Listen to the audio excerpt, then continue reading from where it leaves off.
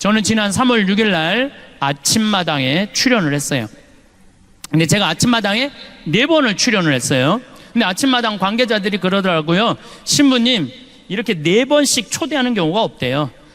얼마 전에 아침마당 25주년을 했잖아요. 거기 전화가 왔어요. 신부님, 축하 메시지 하나 보내달라는 거예요. 아니, 내가 무슨 축하 메시지를 보내느냐고. 신부님이 아침마당에 지분이 많대. 지분이 많으니까 꼭 보내야 된다는 거예요.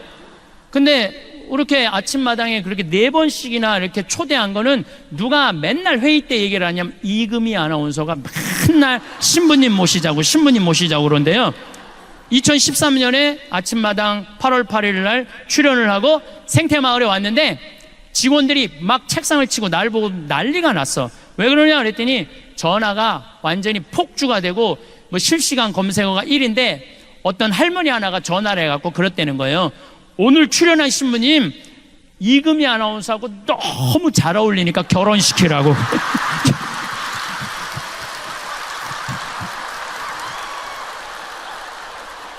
그런데 올해 3월 6일 날 제가 갔다가 왔는데 생태마을에서 또 난리가 난 거예요. 왜 난리가 그 할머니 천주교 신자도 아니야. 그 할머니가 전화해갖고 그러더래요. 왜 아직도 따로따로 살게 놔두느냐고. 이 할머니 또 전화해갖고 KBS도 다 알아. 전화해갖고 그러더래요. KBS 관계자들한테 전화해갖고 황 신부님이랑 이금희 아나운서랑 결혼시키라고. 그리고 우리 생태마을에 또 전화해갖고 이 할머니가 그러더래요. 내가 KBS 얘기해놨으니까 결혼시키라고. 그런데 아침마당에 출연하려고 그러면 새벽 4시에 평창에서 일어나야 돼요. 일어나갖고 씻고 어쩌고 저쩌고 하고 출연 1시간 전에 분장하고 머리하고 그리고 이제 출연하고 그날 포항에서 강의가 있었어요. 그 내려가는데 11시쯤 되니까 벌써 일어난 지 8시간 넘었는데 먹지도 못한 거야. 너무 배가 고파갖고 제가 감곡 IC 전주 가마솥 설렁탕 집에 잠깐 내려가서 밥 좀 먹자 우리 기사한테. 그래서 이제 밥을 이렇게 설렁탕을 시켜서 먹는데 뒤에 할아버지 3분이 이야기를 하는 거예요. 뭐라고 얘기를 하냐면은 내가 이렇게 밥을 먹는데 할아버지가 3분이 그러더라고. 오늘 아침마당에 출연한 젊은 신부 말이야. 내 얘기를 하는 거야. 내가 밥을 먹는데 뒤에서 아침마당에 출연한 젊은 신부 말이야. 그 신부가 그러는데 늙어서 갈비 먹고 싶으면 지 돈으로 사 먹으래. 근데 처음에 들었을 땐 섭섭했는데 가만히 그 신부가 말하는 걸 들어보니까 맞는 얘기들이라는 거예요. 자식들 바빠 죽겠는데 언제 늙은 부모님 매번 갈비 먹을 때마다 와서 사주냐는 거야. 그걸 어떻게 매번 입맛에 맞춰주느냐 이거야. 그러니까 늙어서 갈비 먹고 싶으면 원망할 것도 없고 서러울 것도 없고 그냥 내 돈으로 사 먹으면 되지. 그걸 안 사 먹어. 주머니에 돈이 없으면 몰라. 있는데도 안 사 먹고 참 기다려. 그럴 필요가 없다는 거예요. 그래서 우리가 지금 사 먹는 거야. 이렇게 먹으니까 괜찮지? 할아버지 세보면서 괜찮으네? 그러면서 나가는데 보는데 애꾸스를 타고 나가더라고. 애꾸스를. 무슨 얘기냐 하면은 애꾸스를 타고 다녀도 오늘 기분 나는데 우리 가서 갈비 먹자 그러면서 자기 돈으로 사 먹는 경우는 없다는 거예요. 자식 생일이나 돼야 무슨 기념일이나 돼야 그리고 가지. 평상시에 입맛 없다고 갈비 먹고 싶다고 자기 돈으로 가서 갈비 사 먹는 사람들이 그렇게 많지 않다는 거예요. 그래서 여러분들은 이제는 삶 껴안기라는 게 뭐냐면 내 삶의 주인공은 누구냐면 나야. 남이 아니야. 내가 내 삶을 책임지는 거예요. 자식이 잘하고 며느리가 잘한다고 자식 칭찬하고 며느리 욕하고 반대로 잘못한다고 며느리 욕하고 자식 욕할 거 하나도 없다는 거예요. 10명 중 노인 중에 몇 명이 4명이 학대받는 노인들 4명이 누구한테 학대받아? 자식한테 학대받는 거예요. 남한테 학대받는 게 아니에요. 그러니까 이제는 나는 학대하는 자식들 이해가 돼요. 얼마나 자기도 먹고 살기 힘든데 늙은 엄마 아빠 그것도 인상이나 반짝반짝 웃어. 인상이라 인상 지금 안 그래도 보기 흉한데 그냥 드립다 인상 쓰면은 그걸 누가 20년 30년 보고 살아요. 난 이해가 돼요. 그러니까 여러분들의 인생의 주인공은 누구냐면 나야. 내 삶은 누가 껴안아야 돼? 내가 껴안아 주는 거예요. 그래서 내가 120살까지 서러움 안 받고 사는 방법은 뭐냐면은 건강하게 사는 거예요. 건강하게. 그러니까 여러분들 건강 항상 신경 쓰세요. 내가 건강에 제일 권하는 게 뭐냐면 청국장 가루야. 청국장 가루.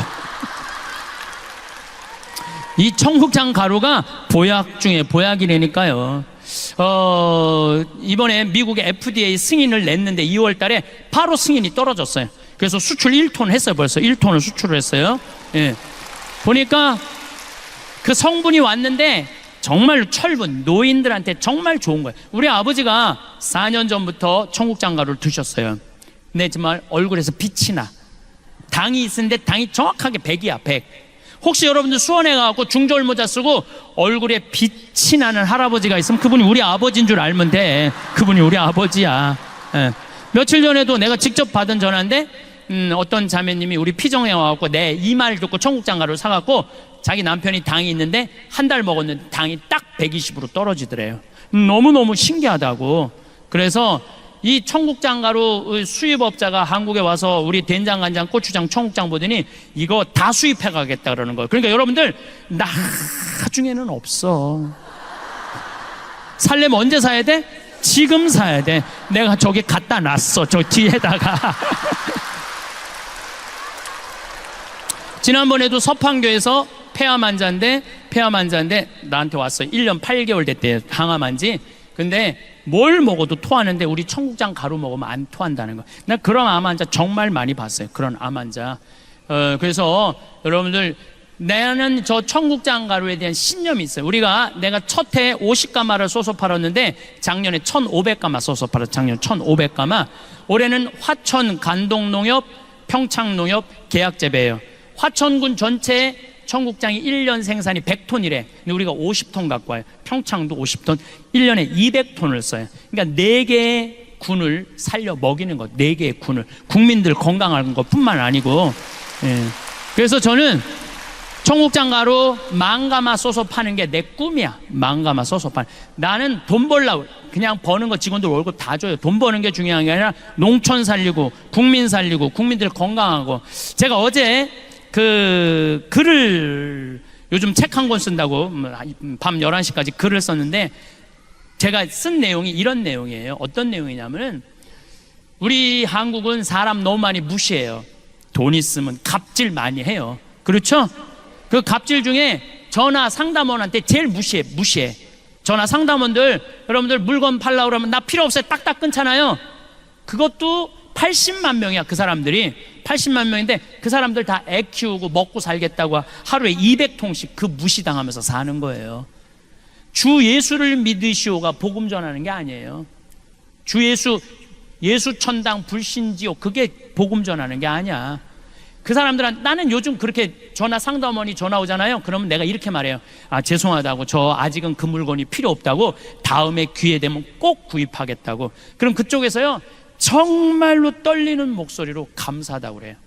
그게 복음이에요. 한 사람이라도 더 행복한 게 복음이야. 주 예수를 믿으시오 예수 천당 불신지오 그러지 말고 대한민국이 서로 거치는 게 뭐냐면 사랑의 마음이 없어서 그래. 사랑의 마음이. 그러면 이제는 죽음 껴안기, 삶 껴안기. 그럼 이제 남은 거 뭐야? 자신 껴안기야. 자, 자신을 껴안으려면은 내가 누군지는 알아야 될 거 아니에요. 내가 누군지는. 그 작업이 우리 인생에 참 중요한 일이에요. 내가 누군지 모르고 사는 사람들 많습니다. 아까도 잠깐 말씀드렸지만 지금 70, 80대 나 70 넘었다. 손 들어봐요. 70 넘었다. 내가 이게 문제라는 거예요. 70이 넘었으면 가야지. 왜 이렇게 많아? 자, 70이 넘은 분들 가만히 생각해 보면 6.25 전쟁 겪으신 분들이에요. 그렇죠? 고생이란 고생은 다 하셨어. 산전수전 다 겪고 60년대 70년대 우리나라 수출 경제 일으킨다고 자식들 키워보겠다고 있는 고생은 다 하신 분들이야. 자, 그리고 내가 70이 됐어. 그러면은 내가 지금 돈이 1,000만 원, 2,000만 원, 3,000만 원 있어. 자식들한테 쏟아놓은 돈은 보통 5억, 10억이야. 자, 그렇다면 자신한테 적어도 5,000만 원, 1억을 해서 자기를 위해서 정말로 쏟아놓은 게 뭐가 있느냐? 자기를 위해서, 자기 영혼을 위해서, 육신을 위해서 한 게 뭐 있느냐? 가만히 돌아봐요.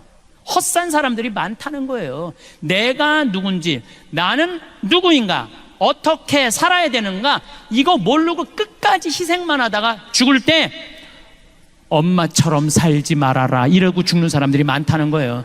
그러고 살지 마세요. 여러분들 스스로 내가 누군지 나한테 잘해주는 법을 배워야 돼. 저는 강의 나올 때 꼭 거울을 봅니다. 왜 거울을 보느냐면 머리는 잘 됐는지. 암 걸리고 나니까 머리가 엄청 빠지더라고요. 근데 다시 나긴 났는데 옛날같이 복구가 잘 안 돼. 그래갖고 머리가 이렇게 가운데가 벼갖고, 우리 집이 다 숱이 많은 집인데 나만 머리가 벼어요. 그래갖고 머리가 이렇게 뜰 때가 많아. 그러면 이거 정리도 좀 하고. 그리고 내가 강의 나갈 때 제일 중요하게 여기는 건 바지에 이게 자꾸가 올라갔나 안 올라갔나, 이걸 제일 중요하게 해요. 바지에 자꾸가 올라갔나 안 올라갔나. 만약에 내가 바지에 자꾸가 내려가면 여러분들 어떨 것 같아? 눈은 여기 와 있고 정신은 딴 데가 있는 거. 정신은 저 신부님 저거 바지에 자꾸 내려갔네. 이거 보면은 저기까지 나오면은 더 기가 막힐 거 아니야. 이게 저기에 찍히면은. 그러니까 바지에 자꾸 올라갔는지 봐야 될 거 아니에요. 남 앞에 나설 때 나 자신을 점검하는 일은 아주 중요한 일이에요. 남 앞에 나설 때 나 자신을 점검하는 것. 내가 과연 남 앞에 나설 자격이 있는가 없는가. 뭐 내면은 둘째 치고라도 외모라도. 여러분들은 외출할 때 거울 보세요 안 보세요? 보시죠? 파마는 잘 유지됐는지, 눈썹은 잘 그려졌는지 보시죠? 제가 2년 전에 모 기관에 강의를 가게 됐어요. 근데 거기는 나를 요청하려고 그러면 1년, 2년을 기다려야 되니까 2년 동안 나를 모시겠다고 그랬는데 2년 만에 내가 시간이 돼서 가겠다고 그러는데, 딱 갔는데 이분이 딱 한눈에 나를 참 많이 기다렸던 게 한눈에 보이더라고요. 왜 딱 한눈에 알아봤느냐 하면은 화장을 어마어마하게 했어요. 얼굴에다 대고 화장을 어마어마하게 해댔어. 막 머리가 결혼식 가는 머리 있잖아. 막 보여. 막 무스가 이렇게 쫙 한 게 보여. 그리고 마스카라를 얼마나 말아 올렸는지 이게 막 거의 눈이 뒤집혀질 지경이야. 마스카라를 너무 말아 올려갖고. 그 루즈도 얼마나 진하게 칠했는지 여기가 다 빨개 얼굴이. 예. 근데 이분이 바빴는지 루즈를 칠했는데 마지막 마무리를 잘못해갖고 여기가 살짝 올라왔어. 이렇게 살짝. 내가 2시 강의였는데 1시 반에 가서 커피 마시는데 30분 동안 아무것도 안 보이고 이것만 보이는 거야. 이것만 보이는 거야. 2년이 지난 지금도 그분 생각하면 이것만 생각나. 이것만. 그날은 교장 선생님, 교감 선생님 초청 강의였는데 그러고 하루 종일 이러고 다닌 거예요. 하루 종일. 그분의 불행은 뭐냐면 손님을 맞이하기 전에 자기 자신을 점검하지 않은 거죠. 근데 더 불행한 건 뭐냐 하면, 그 사무실에 8명의 장학사 선생님들이 있었는데 아무도 지적해 주지 않은 거예요. 아무도. 선생님 화장실에 가서 거울 보시고 화장 좀 고치시라고 아무도 얘기해 주지 않은 거예요. 외모는 거울을 보면 고칠 수가 있어요. 내면은 어떻게 할까요? 내면은 지금 내 내면 안에 분노, 미움, 증오, 쓸데없는 욕심, 이게 꽉 차 있어. 여기 안전은 있지만 그게 꽉 차 있어. 내가 들여다보지 않는 한 아무도 모릅니다. 10길 물속은 알아도 한 길 사람 속은 모르는 거예요. 오죽하면 예수님이 뭐라고 그랬어요? 남의 눈에 있는 티끌 꺼낼 생각하지 말고 네 눈에 있는 들보나 꺼내라. 그래야지 눈이 맑아져야지 세상이 보일 거 아니냐? 그러시지 않았어요? 그러니까 뭐가 중요하냐면 내 내면을 들여다보는 작업이 중요한 거예요. 소크라테스는 뭐라고 그랬냐면 너 자신을 알라 그랬어요. 노노의 증자는 뭐라고 그러냐면 1일 3성, 성인 1일 3성 지도라고 그랬어요. 성인은 하루에 자기 자신을 반성한다고 그랬어요. 소크라테스가 펠레폰네스 전투에서 2,000명의 시신을 보고 그 자리에 딱 서버려요. 낮에부터 움직이지 않고 다음날 아침까지 밤을 홀딱 새면서 인생이 뭔가, 삶이 뭔가. 그러고부터 소크라테스는 사랑에 대해서, 삶에 대해서 자기 자신이 누군지 모르기 때문에 벌어졌다는 거예요. 그래서 마지막까지 자기 자신을 찾는 작업이 우리 인간. 그래서 소크라테스는 이런 말을 해요. 고뇌하지 않는 인간은 인간이 아니라고. 여러분들은 나 자신을 들여다보기 위해서 얼마나 많은 노력을 하고 사느냐. 정말 소크라테스처럼 한 자리에 서서 24시간을 삶을 명상하는 거 해봤는가? 지금 60에 들어선 분들, 70에 들어선 분들 앞으로 40년, 50년 더 살아야 돼요. 남은 인생을 유정란으로 살 거냐 무정란으로 살 거냐는 누가 결정하는 것? 내가 결정하는 것. 여러분들 달걀을 보면은요, 유정란이 있고 무정란이 있어요. 똑같은 달걀인데 뿅아리를 까는 게 있고 뿅아리를 못 까는 게 있어. 달걀도 똑같은 달걀이라고 달걀이 아니에요. 사람도 유정란이 있고 무정란이 있어요. 사람도 생명이 있는 사람이 있고 생명이 없는 사람이 있어요. 나는 딱 보면 알아. 저 사람이 유정란인지 무정란인지 딱 보면 알아. 어떻게 딱 보면 아냐면은, 딱 보면 아, 저 사람 유정란이구나, 아, 저 사람 무정란이야. 딱 보면 어떻게 아느냐면은, 웃는 사람은 유정란, 안 웃는 사람은 무정란이에요. 딱 보면 알아요. 여러분들 친구들끼리 이렇게 어울려져 갖고 하루 종일 뭐 이 올림픽 공원 뭐 이런데, 올림픽 공원 이렇게 막 놀고 수다 떨잖아요. 막 수다 떨 때 6명의 친구인데 5명은 막 깔깔거리고 웃는데 한 명만 하루 종일 한 번도 안 웃어. 그 친구 보면 여러분 어때요? 어떤 생각 들어요? 기분 확 상해 안 상해? 걔가 무정란이에요. 걔가 무정란이에요. 안 웃는 애가 무정란이에요.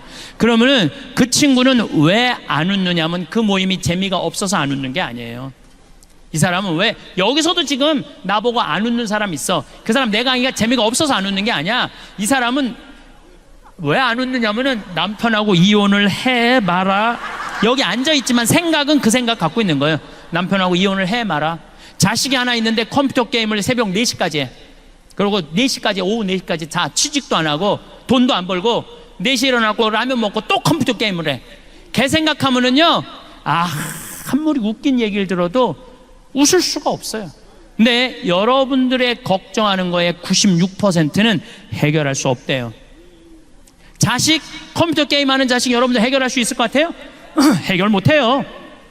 자, 오늘 기분 좋게 강의 듣고 은총 많이 받았어. 오후에 뭐 치유 은사도 있어. 아, 기분 좋게 치유까지 받았어. 근데 집에 딱 갔는데 아들놈이 여전히 컴퓨터 게임을 하는 거야. 막 컴퓨터 게임을 해. 예. 그럼 엄마가 기분 좋다가 딱 아들 보고 기분이 확 상해. 그리고 이렇게 말합니다. 나는 너만 보면 신경질이나 컴퓨터 게임 좀 그만해, 이 자식아. 혼자 재미나게 하다가 엄마 보고 스트레스 받는 이 자식, 컴퓨터 게임 더 열심히 해, 엄마 보고. 그리고 엄마가 이렇게 말합니다. 차라리 이렇게 사느니 너 죽고 나 죽자. 이런 집은 해결이 안 돼요. 앞으로는 그렇게 말하지 마세요. 왜 너 죽고 나 죽어? 앞으로 이렇게 말하세요.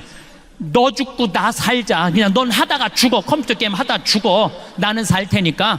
그리고 여러분 이렇게 얘기하세요. 엄마 2박 3일 동안 평창 놀러 갔다 올 테니까 너 컴퓨터 게임 열심히 해. 예. 엄마 이스라엘 성지순례 10일 갔다 올 테니까 너 컴퓨터 게임 열심히 해. 그리고 또 엄마 저 제주도 이시돌 목장 갔다 올 테니까 컴퓨터, 얘가 막 컴퓨터 게임 하다가 뭐가 좋아서 저렇게 맨날 돌아다니지? 나도 한번 나가볼까? 나가는 거예요. 예. 나가는 거예요. 그런데 너 죽고 나 죽자 그러면 같이 죽는 거야. 그러니까 오늘부터 너 죽고 나 죽자 그러지 마세요. 너만 게임하다가 너만 죽어. 엄만 살 테니까. 예. 그러면 여러분들 생각을 해봐요. 여러분들 안에 생명이 없는데 애한테 어떻게 생명이 있어요? 여러분들이나 웃고 사세요. 여러분들이나 웃고 사세요. 제가 오늘 성령대에 왔으니까 특별히 얘기를 할게요. 내가 외국에 강의 많이 나가요. 많이 나가는데 대개는 신부들이 초청하는 경우는 별로 없어요. 대개 교우들이 신부님한테 아주 애고를 하는 거야. 황 신부님 모시자고. 그러니까 왜, 아니 어떤 신부 솔직히 얘기하더라고. 신부님 오는 거 안 좋다는 거예요. 왜 안 좋으냐니까 한번 왔다 가면 3개월 동안 내 얘기만 하면 미친대요. 내 얘기만 하면 자기는 싫대. 그런 게. 그리고 그게 무슨 마약 효과지 나중엔 똑같다는 거야. 그러나 자기는 안 부른다는 거야. 그래서 이제 공항에 나가보면은 대개 신부들이 얼굴이 굳어서 나와. 자기는 원하지 않는데 교우들이 원하니까. 교우들은 반짝반짝거리는데 신부 딱 굳어. 근데 3분만 지나면요, 신부님 얼굴이 다 풀려요. 3분만 지나면. 그 나중에 와갖고 교우들이 그래. 신부님 그 차 타고 오면서 신부님 막 욕하고 왔는데 어떻게 3분 만에 저 신부 얼굴이 풀렸느냐고. 신기하다고. 비법이 있어요. 나는 딱 공항에 나올 때 교우들 안 봐요. 딱 그 신부님만 딱 봐요. 딱 보는 순간 그 신부님하고 딱 눈을 마주치고 3분 동안 그냥 무조건 3분 동안 3분 지나고 나면은 다 풀려요. 웃음은 기적의 시작이에요. 웃음은 기적의 시작이에요. 여러분들 유정란 되고 싶으면은 무조건 웃으세요. 무조건. 제가 어떤 분이 와서 신부님 우리 아버지가 청각장애자예요. 근데 신부님 방송을 보고 웃어요. 그러더라고요. 아니 안 들리는데 어떻게 날 보고 웃느냐. 자기도 너무너무 신기하대. 아버지 저게 재밌어요. 그럼 막 재밌다고 그러는데 아버지가. 그래서 나도 내가 평화방송 틀어놓고 소리를 줄였어. 그 내 방송을 봤어요. 청각장애자 마음을 느껴보려고. 그랬더니 보니까 1시간 내내 나도 웃고 저 교우들은 이러면서 웃는 거야. 그러니까 그 할아버지는 그것만 봐도 좋은 거야. 웃음은 기적의 시작이에요. 웃는 얼굴에 침 못 뱉는 거예요. 그러니까 여러분들 유정란 되고 싶으면 어떻게 하셔? 웃어. 뭐 이렇게 어려워 웃는 일이. 두 번째, 유정란이냐 무정란이냐 구분법 두 번째는 뭐냐면은 감사하느냐 감사하지 않느냐. 감사하는 사람은 유정란, 감사하지 않으면 무정란이에요. 저는 요즘 더 뼈저리게 느낍니다. 저는 제 생일 때 집에 가갖고 어머니 배를 붙잡아요. 어머니 배를 붙잡고 이렇게 말합니다. 배야 고마워. 네가 나를 10달 동안 여기 넣어줘갖고 내가 너무너무 행복하게 해갖고 내가 이 세상을 너무 행복하게 살고 있고 대한민국에 행복을 전해주니까 이 배가 나 깠으니까 유정란 배 아니야? 유정란 배 고마워. 배야 고마워. 그럼 84살 먹은 할머니, 우리 어머니가 이거 왜 이래? 심이 맨날 나갖고 장난친다고. 장난치는 게 아니야. 지금 이 배가 난 너무 고마워.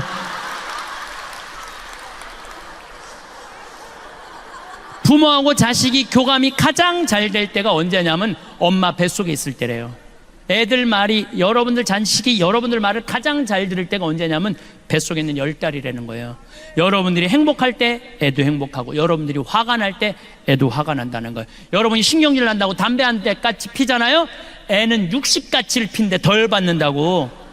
그러니까 그 기간 동안 행복한 마음으로 아이를 갖고 있었다면 그 애는 행복한 거예요. 근데 그 기간 동안 엄마가 우울하잖아요. 그럼 애는 우울하게 태어날 수밖에 없는 거예요. 그래서 태어나서 10달, 10년의 교육보다 뱃속에 있는 10달의 교육이 더 중요하다는 거예요. 심지어 뱃속에 있는 10달보다 첫날 밤 어떤 마음을 자느냐, 첫날 밤이 더 중요하다는 거예요. 10달보다. 율곡 선생이 어떻게 태어났느냐면 심사임당이요, 태기를 해요. 보름날 한양에 있는 남편한테 가장 기가 좋은 날이다, 우리 대관령에서 만나갖고 우리 첫날 합방을 하자. 그래갖고 율곡 선생이 태어난 거예요. 요즘처럼 술에 취해갖고 그냥 안 왔는데 얼떨결에 그냥 애가 생겨갖고, 이건 술에 취해갖고 태어난 애들 많아요 여기. 그런 애들하고 태기를 하고 태어나는 애하고는 다르다는 거예요. 예. 그러니 나는 얼마나 우리 부모님한테 감사해요. 참 감사하죠. 저는 정말 아버님이 86인데 평생 아버지한테 쌍시우 소리를 못 들었어요. 평생 한 번도 쌍시우 소리를 못 들었어요. 아니 당신 입에서 어느 누구한테도 그런 말씀을 안 하세요. 그러니까 얼마나 내가 우리 부모님한테 감사한지 몰라요. 정말로 감사한 부모님 밑에 태어난 그래서 정말 술주정 빚쟁이 집에 태어난 집 자식 보면 정말 도와주고 싶어요. 내가 많이 받았으니까. 또 저는 이제 도시락을 싸갖고 다녀요. 식당에서 밥을 안 먹어요. 근데 우리 식복사가 밥을 하는 게 아니야, 예술 작품을 한다니까요.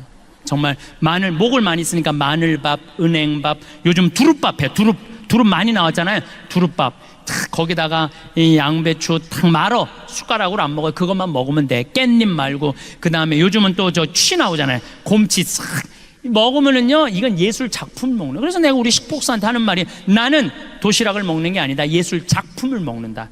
그러니까 우리 사제관 주방에 가보면요, 우리 식복사가 그 예술 작품 만든다고 책이 가득 들어있어. 요리책이. 예술 작품을 먹는 것도 결국은 누구의 입에서 나오기 시작하는 거야? 내 입에서. 복은요, 남이 지는 게 아니야. 내 입에서 나오는 말로 복을, 감사의 말이 나오면은 복을 받을 수밖에 없는 거예요. 그래서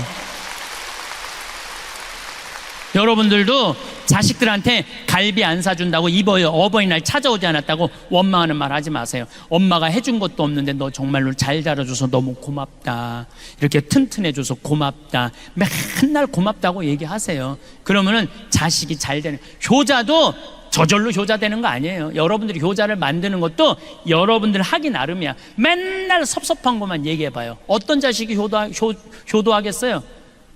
맨날 섭섭한 거 얘기만 하면은 2번 오던가 1번으로 줄여요. 1번 오던가 안 와요. 안 와. 그러니까 항상 누가 먼저 행복해야 돼? 여러분들이 먼저. 3번째, 유정란이냐 무정란이냐 딱 보면 알아. 3번째, 감동하는 사람은 유정란, 감동하지 않는 사람은 무정란이에요. 감동하는 사람은 유정란. 이번에 여기 서울 노들섬이라고 개발을 해요. 서울시에서. 노들섬 알죠? 저기 새남토 성당 거기 안에 있는 섬 있죠?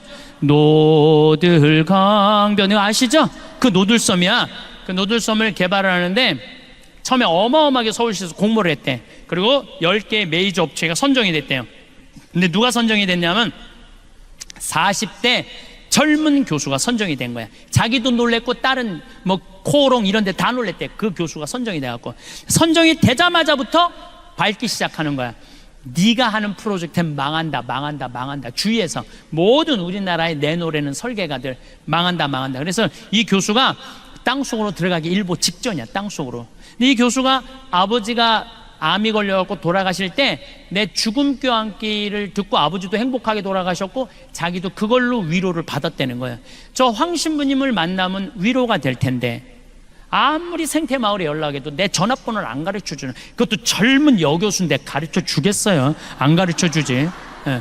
근데 마침 이 교수 큰 아버지가 안동교구 은퇴 신부님이었대요. 그래서 전화를 했대요. 큰아버지한테. 큰아버지, 내가 처음이자 마지막으로 부탁하겠다고, 나 황 신부님 한 번만 만나게 해달라고. 내가 미국에 있는데 전화가 왔어요. 나 안동교구의 어떤 신부인데 내 진료가 서울시립대 교수인데 2차 조차 해갖고 신부님을 꼭 만나고 싶은데 내가 부탁한다고.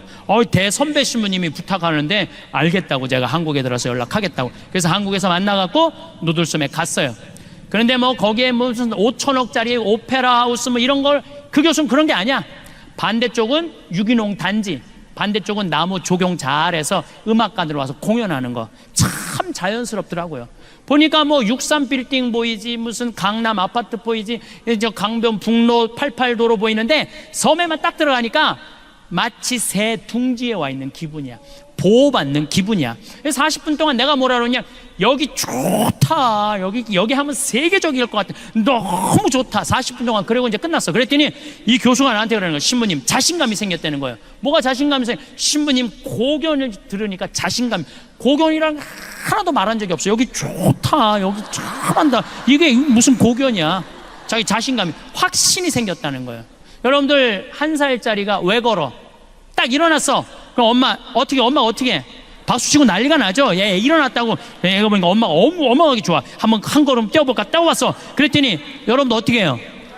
아니지, 혼자 보기 아깝잖아. 그러니까 여보 이리 와봐. 그래. 아빠까지 왔어. 한 발 뛰었더니 그냥 아빠가 박수치고 엄마가 박수치고, 얘가 딱 이렇게 서서 아빠 한번 쳐다보고 엄마 한번 쳐다보고, 야 무지하게 좋아하네, 이거 걸어줘야 되는 건가 보다. 그리고 걷는 거예요.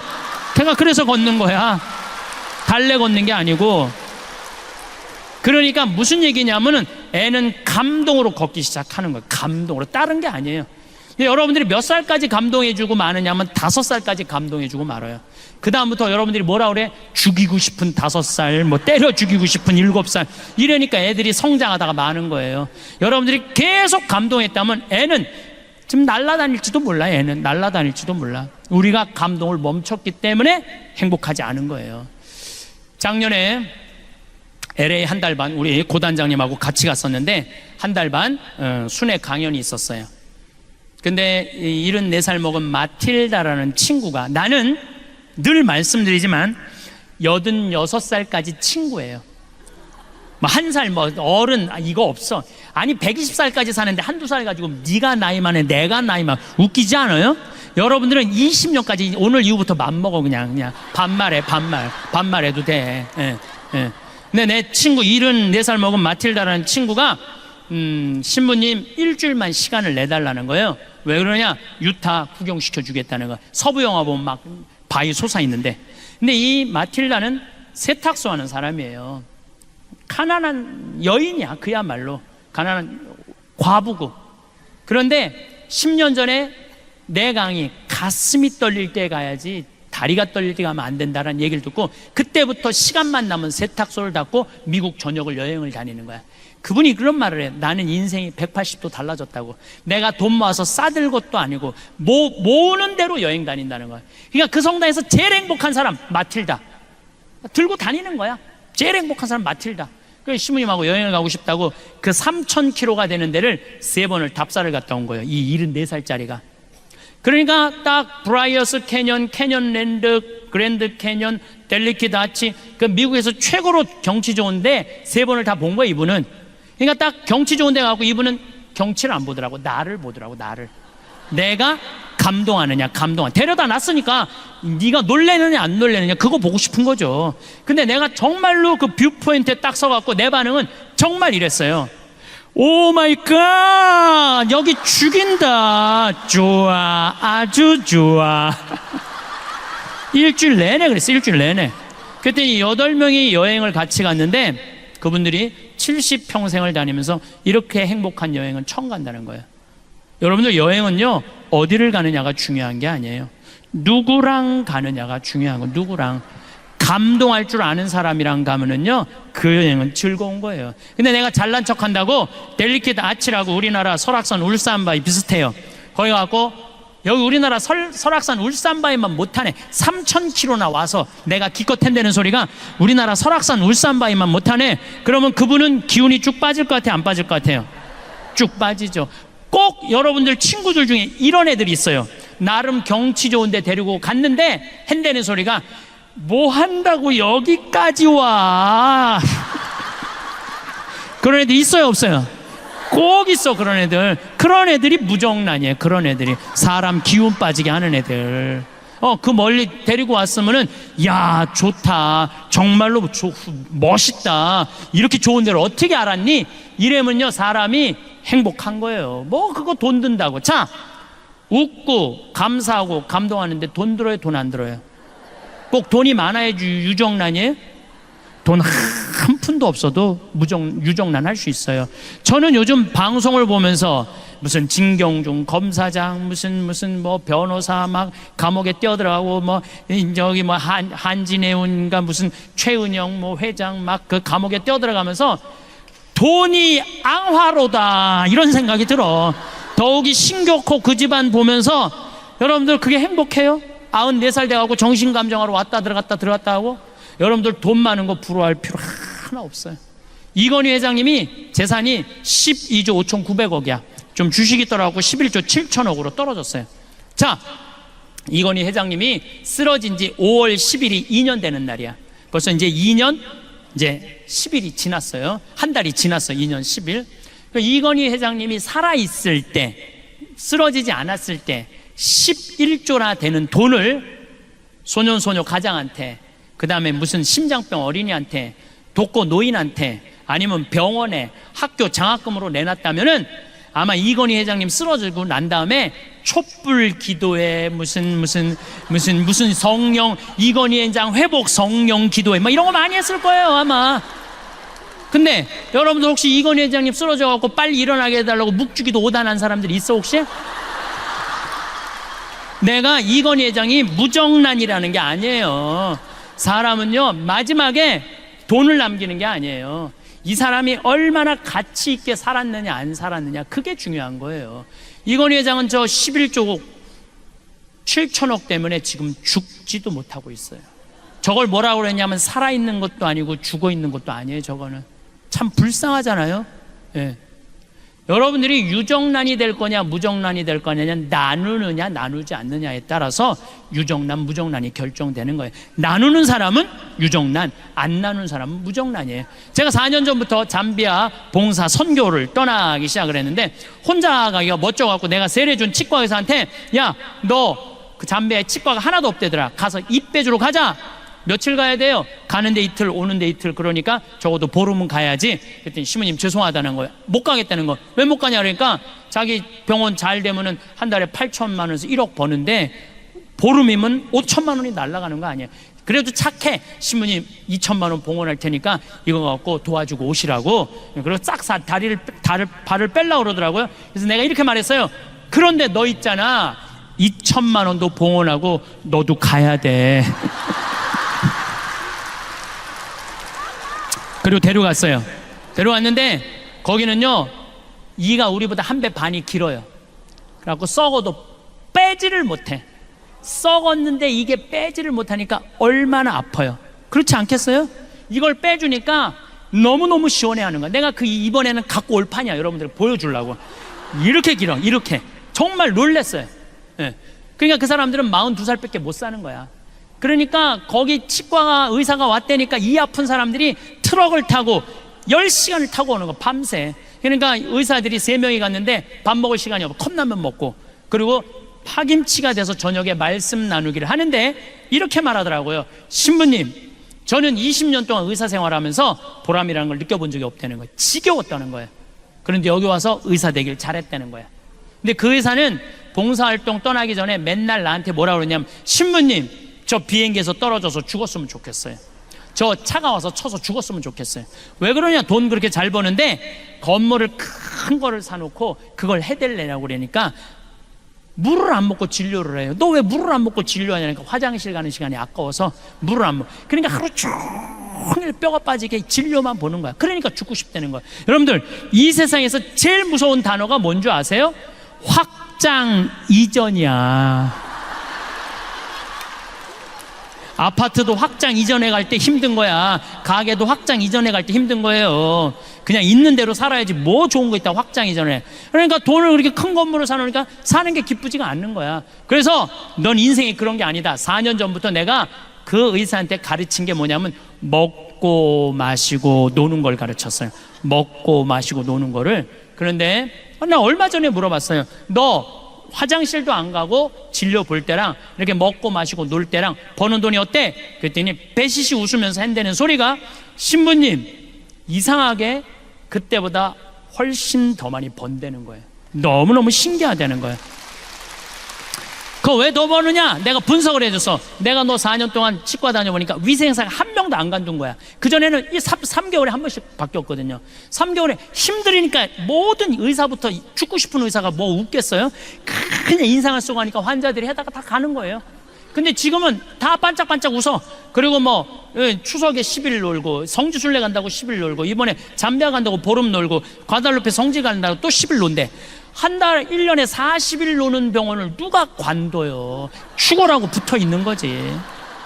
그러니까 손발이 척척 맞는 거야. 그리고 환자도 그전에는 100만 원짜리 200만 원짜리 오다가 이번에 이제는 2천만 원, 3천만 원짜리 온다는 거야.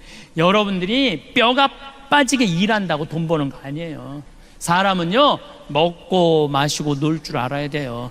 누죽걸산이라고 그랬어. 누우면 죽고 걸으면 살아.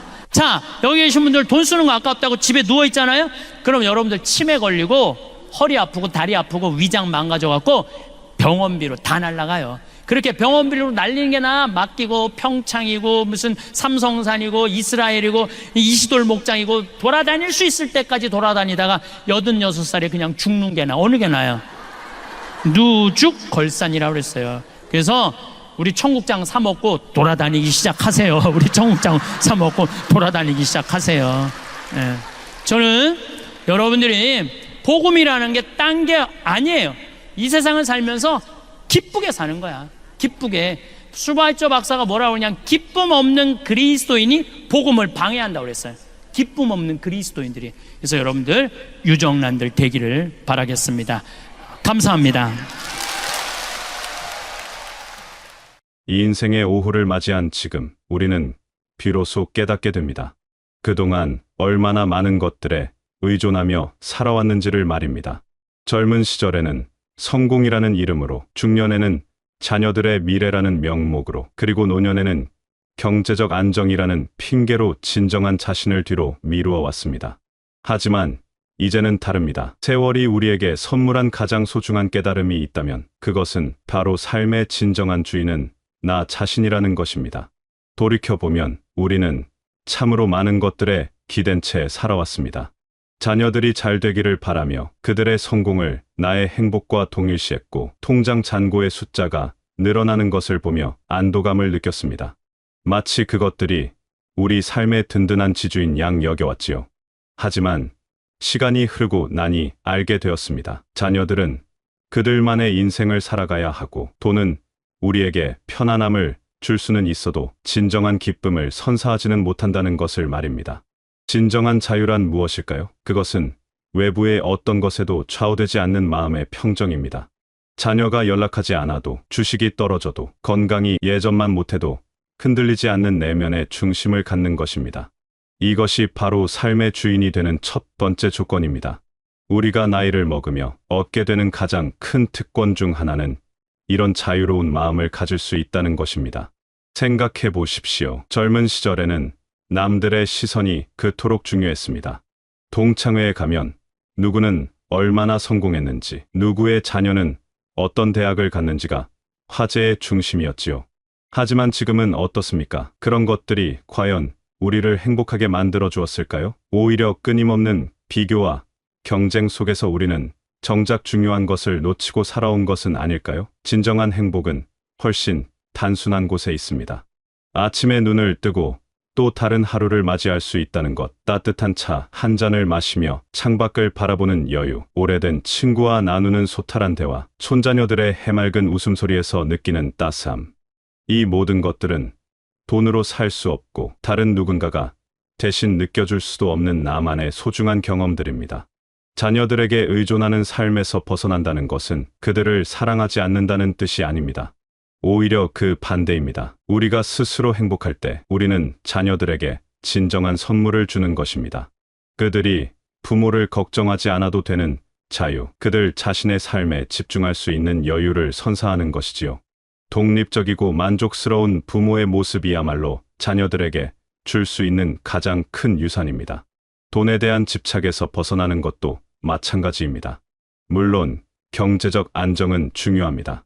하지만 그것이 우리 삶의 전부가 되어서는 안 됩니다. 돈은 수단이지 목적이 아닙니다. 우리가 진정으로 원하는 것은 돈 그 자체가 아니라 돈이 가져다주는 안정감과 자유로움입니다. 그런데 역설적이게도 돈에 지나치게 의존할 때 우리는 오히려 그 자유를 잃게 됩니다. 스스로가 삶의 주인이 된다는 것은 매일매일을 의식적으로 살아가는 것을 의미합니다. 습관적으로 하루를 보내는 것이 아니라 오늘 하루 무엇을 하고 싶은지, 무엇이 나를 기쁘게 하는지를 스스로에게 물어보는 것입니다. 어떤 날은 혼자만의 시간을 갖고 싶을 수도 있고 어떤 날은 사람들과 어울리고 싶을 수도 있습니다. 중요한 것은 그 선택이 온전히 나의 의지에서 나오는 것입니다. 이렇게 살아가다 보면 놀라운 일이 일어납니다. 우리는 점점 더 자신에게 솔직해지고 진정으로 원하는 것이 무엇인지 알게 됩니다. 그리고 그것을 실현해 나가는 과정에서 깊은 만족감을 느끼게 됩니다. 이것이 바로 진정한 자유이자 나이가 들어가며 누릴 수 있는 특별한 특권입니다. 이 인생의 후반부는 새로운 시작입니다. 이제는 남들이 정해놓은 기준이 아닌 나만의 기준으로 살아갈 때입니다. 타인의 인정이나 사회적 성공보다는 내 마음의 평화와 진정한 기쁨을 추구할 때입니다. 이것이야말로 진정한 어른이 되는 길이자 삶의 주인으로서 당당히 서는 길입니다. 삶의 주인이 되어 자유로워진 마음으로 주변을 둘러보면 우리는 또 다른 소중한 진리를 발견하게 됩니다. 그것은 바로 진정한 풍요로움이 소유하는 것이 아니라 나누는 것에서 온다는 깨달음입니다. 젊은 시절에는 모으고 쌓는 것이 인생의 목표였다면 이제는 베풀고 나누는 것이 우리에게 더 깊은 만족과 의미를 가져다 줍니다. 이것은 단순히 물질적인 것에 국한되지 않습니다. 우리가 평생 쌓아온 경험과 지혜, 사랑과 관심, 그리고 따뜻한 마음 자체가 나눌 수 있는 가장 귀한 보물들입니다. 생각해보면 우리는 참으로 많은 것들을 축적해왔습니다. 집안 곳곳에는 한때 소중했던 물건들이 가득하고 통장에는 평생의 노고가 숫자로 기록되어 있습니다. 하지만 이 모든 것들이 과연 우리를 행복하게 만들어주고 있을까요? 오히려 많은 경우 우리는 그것들을 지키고 관리하는데 에너지를 소모하며 때로는 그것들에 얽매여 살아가고 있는 것은 아닐까요? 진정한 부자는 많이 가진 사람이 아니라 나뉘 나누는 사람입니다. 이것은 단순한 도덕적 교훈이 아니라 삶의 깊은 진리입니다. 나누는 순간 우리는 무언가를 잃는 것이 아니라 오히려 더 풍성해집니다. 어린 손자에게 용돈을 쥐어주며 보는 그 밝은 미소, 어려운 이웃에게 작은 도움을 주고 느끼는 뿌듯함, 평생의 경험담을 후배에게 들려주며 나누는 의미 있는 시간들. 이 모든 순간들이 우리의 마음을 채우고 삶을 더욱 풍요롭게 만들어줍니다. 특히 우리 세대가 가진 가장 소중한 자산은 바로 경험과 지혜입니다. 우리는 격동의 시대를 살아오며 수많은 어려움을 극복했고 그 과정에서 삶의 진정한 가치가 무엇인지 깨달았습니다. 이런 깨달음은 결코 책으로 배울 수 없는 귀한 것들입니다. 젊은 세대들이 방황하고 있을 때 우리의 한마디가 그들에게 큰 위로가 되고 방향을 제시해 줄 수 있습니다. 이것이야말로 돈으로 살 수 없는 가장 귀한 선물입니다. 나눔의 미학은 거창한 것에서 시작되지 않습니다. 길에서 만난 이웃과 나누는 따뜻한 인사, 혼자 사는 친구에게 정성스럽게 만든 밑반찬 한 그릇, 젊은 엄마에게 육아 경험을 나누어 주는 것, 외로운 독거 어르신과 함께 시간을 보내는 것. 이 모든 것들이 나눔입니다. 이런 작은 나눔들이 모여 우리 삶을 더욱 의미 있게 만들어줍니다. 흥미롭게도 나눔의 경험을 통해 우리는 역설적인 진리를 발견하게 됩니다. 베풀수록 더 많이 받게 된다는 것입니다. 이것은 단순히 물질적인 보상을 의미하는 것이 아닙니다. 나누는 행위 자체가 우리에게 깊은 만족감과 행복감을 가져다 주기 때문입니다. 누군가를 도울 때 느끼는 그 따뜻한 감정, 내가 한 작은 행동이 다른 사람의 삶에 긍정적인 변화를 가져다 주었다는 뿌듯함, 이런 것들이 우리의 마음을 채우고 삶에 활력을 불어넣어 줍니다. 또한 나눔은 우리를 더욱 겸손하게 만들어줍니다. 베푸는 과정에서 우리는 오히려 더 많은 것을 배우게 되고 다른 사람들의 상황을 이해하며 연민과 사랑을 기르게 됩니다. 이것은 우리 자신을 더욱 성숙하게 만들어주는 소중한 경험입니다. 나눔에는 또 다른 아름다운 측면이 있습니다. 그것은 바로 순환의 원리입니다. 우리가 젊었을 때 누군가로부터 받은 사랑과 도움을 이제는 다른 사람들에게 전해주는 것입니다. 이렇게 선한 영향력이 계속해서 전해져 나가는 모습을 보며 우리는 삶의 연결고리 속에서 우리 자신의 위치를 발견하게 됩니다. 우리는 홀로 존재하는 것이 아니라 수많은 사람들과 연결되어 있으며 그 연결 속에서 의미를 찾아가는 존재입니다. 물질적인 나눔도 중요하지만 때로는 그보다 더 소중한 것은 시간과 관심을 나누는 것입니다. 바쁜 현대 사회에서 누군가가 온전히 나에게 집중하며 귀를 기울여준다는 것은 그 무엇보다 귀한 선물입니다. 어려움을 겪고 있는 사람에게 충고를 해주는 것보다는 그저 옆에 있어주고 이야기를 들어주는 것만으로도 큰 위로가 될 수 있습니다. 나눔의 철학을 실천하며 살아가다 보면 우리는 점점 더 자유로워집니다. 소유에 대한 집착에서 벗어나 진정으로 중요한 것이 무엇인지 깨닫게 되기 때문입니다. 많이 가진 것보다는 많이 나누는 것이, 쌓아두는 것보다는 흘려보내는 것이 우리에게 더 큰 평화와 만족을 가져다 준다는 것을 알게 됩니다. 이것이야말로 인생의 후반부에서 누릴 수 있는 가장 큰 특권 중 하나입니다. 나눔의 기쁨을 알고 삶의 주인으로서 당당히 서게 될 때 우리는 또 하나의 놀라운 발견을 하게 됩니다. 그것은 바로 우리 마음의 태도가 삶 전체를 바꾸는 강력한 힘을 가지고 있다는 것입니다. 웃음, 감사, 감동, 이 세 가지는 마치 마법의 열쇠와 같아서 어떤 상황에서도 우리의 삶을 생명력으로 채울 수 있습니다. 나이가 들수록 우리는 이런 긍정적인 마음가짐이 얼마나 소중한지 깨닫게 됩니다. 그리고 이것이야말로 젊은 세대가 아직 충분히 깨닫지 못한 우리만이 가질 수 있는 특별한 지혜입니다. 먼저 웃음에 대해 생각해 봅시다. 웃음은 참으로 신비로운 힘을 가지고 있습니다. 힘든 일이 생겼을 때, 걱정이 밀려올 때, 건강이 예전만 못할 때도 웃음 하나가 모든 것을 바꾸어 놓을 수 있습니다.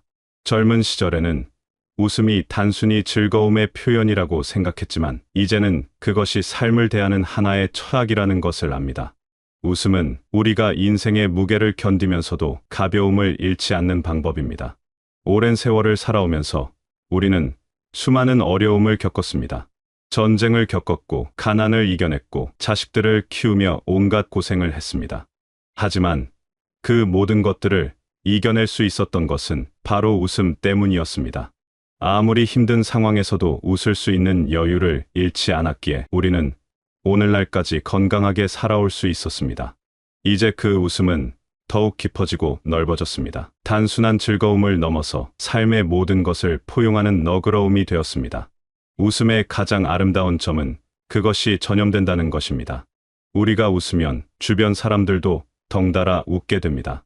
손자녀들과 함께 있을 때 우리의 웃음소리가 집안을 가득 채우는 것을 보십시오. 그 웃음은 단순히 소리가 아니라 사랑과 따뜻함이 전해지는 통로입니다. 마트에서 만난 이웃에게 웃으며 인사할 때 그 작은 웃음이 상대방의 하루를 밝게 만들어줍니다. 이것이야말로 우리가 세상에 줄 수 있는 가장 소중한 선물 중 하나입니다. 감사하는 마음 또한 우리 삶을 송두리째 바꾸어 놓는 힘을 가지고 있습니다. 젊은 시절에는 없는 것, 부족한 것에 집중하며 살았다면 이제는 있는 것, 주어진 것에 감사할 줄 아는 지혜를 얻었습니다.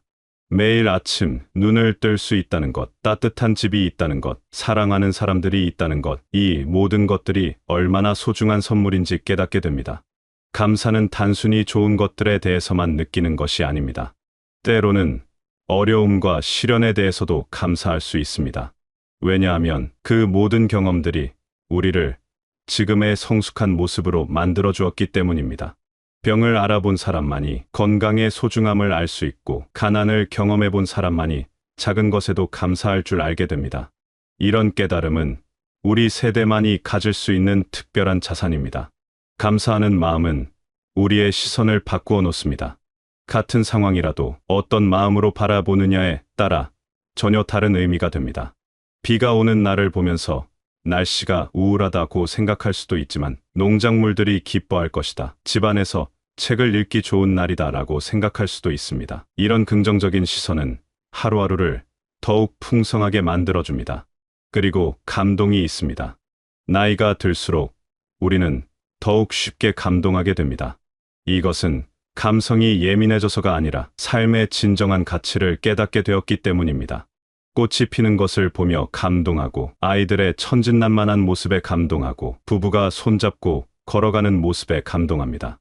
이런 일상의 감동들이 우리의 마음을 촉촉하게 적셔주고 삶의 깊이를 더해줍니다. 감동은 우리를 겸손하게 만듭니다.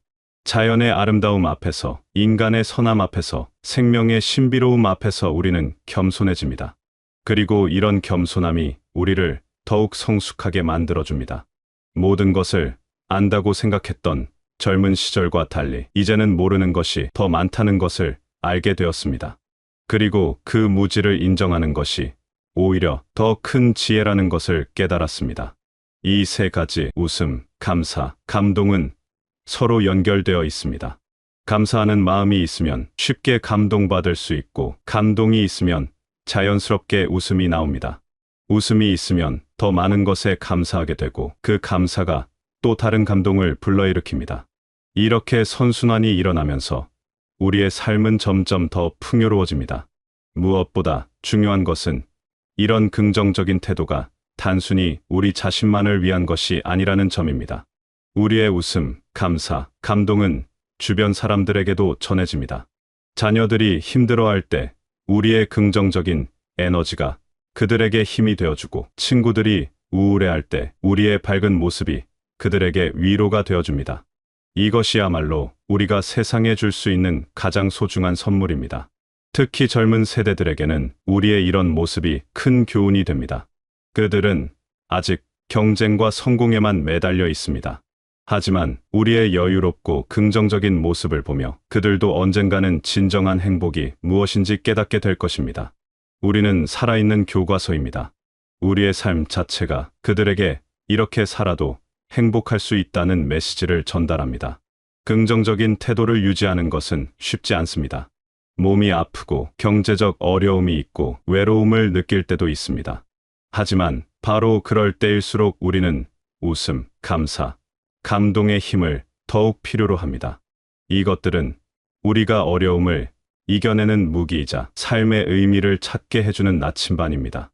결국 긍정적인 태도는 선택의 문제입니다.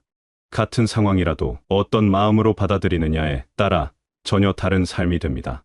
우리는 이미 인생의 많은 부분을 살아왔습니다. 이제 남은 시간은 더욱 소중합니다.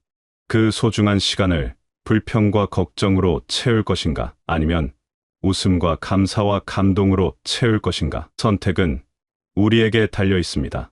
그리고 현명한 선택이 무엇인지 우리는 이미 알고 있습니다. 긍정적인 마음가짐으로 삶을 바라보게 되면 우리는 자연스럽게 자기 자신을 더 깊이 들여다보게 됩니다. 이것은 인생의 후반부에서 누릴 수 있는 가장 소중한 특권 중 하나입니다. 젊은 시절에는 바쁜 일상과 외부의 요구에 치여 정작 자신이 누구인지, 무엇을 원하는지 깊이 생각해 볼 여유가 없었습니다. 하지만 이제는 다릅니다. 시간의 여유와 경험의 축적이 우리에게 진정한 자기 성찰의 기회를 제공합니다. 그리고 이런 성찰을 통해 우리는 비로소 진정한 어른으로 성장할 수 있습니다. 자기 성찰의 첫 번째 단계는 솔직함입니다. 더 이상 남들에게 보이기 위해 가면을 쓸 필요가 없습니다. 사회적 지위나 체면을 위해 자신을 꾸미고 포장할 이유도 없습니다. 이제는 있는 그대로의 자신을 마주할 수 있는 용기가 생겼습니다. 젊은 시절의 실수들, 후회되는 선택들, 상처받은 기억들을 있는 그대로 받아들일 수 있게 되었습니다. 이런 솔직함이야말로 진정한 성장의 시작입니다. 돌이켜보면 우리는 참으로 많은 시행착오를 겪으며 살아왔습니다. 때로는 잘못된 판단을 내리기도 했고 소중한 사람들에게 상처를 주기도 했습니다. 자녀들을 키우며 완벽한 부모가 되고자 애썼지만 지금 생각해보면 많은 실수를 했습니다. 배우자와의 관계에서도 친구들과의 관계에서도 마찬가지였습니다. 하지만 이제는 그런 실수들을 단순히 후회하는 것이 아니라 그것들을 통해 배운 교훈을 소중히 여길 수 있게 되었습니다. 이런 성찰 과정에서 우리는 놀라운 발견을 하게 됩니다. 바로 우리가 그동안 얼마나 많은 것들을 남의 탓으로 돌리며 살아왔는지를 깨닫게 되는 것입니다. 젊은 시절에는 불행한 일이 생기면 환경을 탓하고 다른 사람들을 탓하고 운명을 탓했습니다. 하지만 이제는 알게 되었습니다. 결국 내 삶의 주인은 나 자신이고 내가 내린 선택들이 오늘의 나를 만들어 왔다는 것을 말입니다. 이것은 절망적인 깨달음이 아니라 오히려 희망적인 깨달음입니다.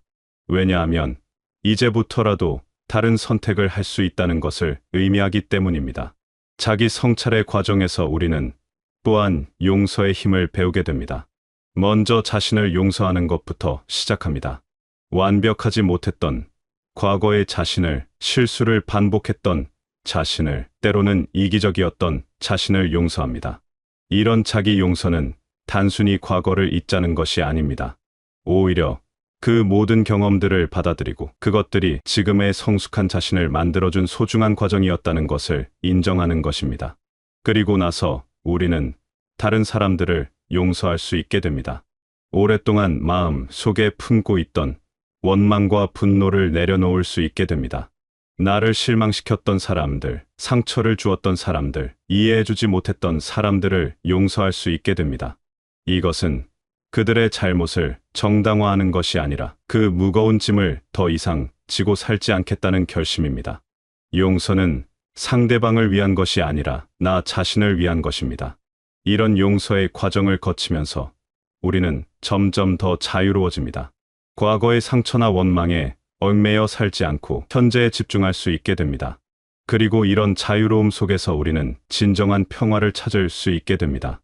마음의 평화는 외부의 조건에 의해 주어지는 것이 아니라 내면의 성숙을 통해 얻어지는 것입니다. 자기 성찰은 또한 우리에게 겸손함을 가르쳐 줍니다. 젊은 시절에는 모든 것을 안다고 생각했지만 나이가 들수록 모르는 것이 더 많다는 것을 깨닫게 됩니다. 세상은 우리가 생각했던 것보다 훨씬 복잡하고 신비로운 곳입니다. 인간관계도 마찬가지입니다. 각자가 서로 다른 배경과 경험을 가지고 있고 그에 따라 다른 관점을 가지고 있다는 것을 이해하게 됩니다. 이런 이해는 우리를 더욱 관대하고 포용력 있는 사람으로 만들어줍니다. 특히 중요한 것은 자녀들과의 관계에서 보여지는 변화입니다. 젊은 시절에는 자녀들이 우리의 기대에 부응하기를 원했습니다. 우리가 정해놓은 기준에 따라 살아가기를 바랐습니다. 하지만 이제는 그들도 독립적인 인격체이고 그들만의 삶을 살아갈 권리가 있다는 것을 인정하게 됩니다. 이런 인정은 오히려 더 건강한 관계를 만들어줍니다. 서로를 존중하고 이해하는 관계 말입니다. 자기 성찰의 과정에서 우리는 또한 감사의 깊이를 더하게 됩니다. 과거에는 당연하게 여겼던 것들이 얼마나 소중한 선물이었는지 깨닫게 됩니다. 건강했던 몸, 함께했던 사람들, 평범했던 일상들이 모두 감사의 대상이었다는 것을 알게 됩니다. 이런 깨달음은 현재를 더욱 소중히 여기게 만들어줍니다. 성찰을 통해 우리는 또한 인생의 우선순위를 재정립하게 됩니다. 젊은 시절에 중요하다고 생각했던 것들이 실제로는 그렇게 중요하지 않았다는 것을 깨닫습니다. 남들의 인정, 사회적 성공, 물질적 풍요보다는 마음의 평화, 인간관계, 내적 성장이 훨씬 더 중요하다는 것을 알게 됩니다. 이런 깨달음은 우리의 삶을 더욱 단순하고 명확하게 만들어줍니다. 자기 성찰의 여정에서 우리는 또한 죽음에 대해 생각하게 됩니다. 이것은 두려운 일이 아니라 오히려 삶을 더욱 의미 있게 만들어주는 일입니다. 유한한 시간 속에서 무엇이 정말 중요한지를 깨닫게 해줍니다.